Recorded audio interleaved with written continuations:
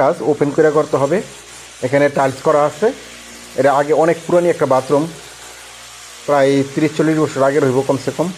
মানে এই কাজগুলি অনেক আগের, হয়তো বাথরুমে এমনি নতুন করে টাইলস করতে পারে, কিন্তু কাজগুলো অনেক আগের। এখানে আপনার স্টিল পাইপ ছিল, লোহার পাইপ আসলে ভিতরে, এগুলো সব নষ্ট হয়ে গেছে। নষ্ট হয়ে যাওয়াতে বিভিন্ন জায়গাতে পানি পড়ে।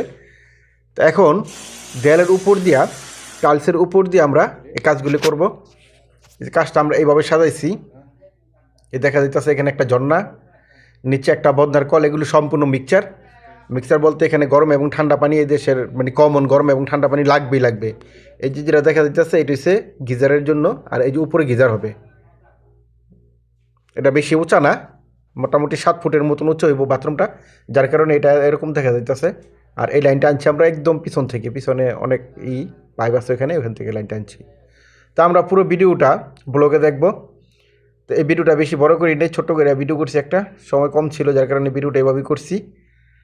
সবাই ভালো থাকবেন, আল্লাহ হাফেজ।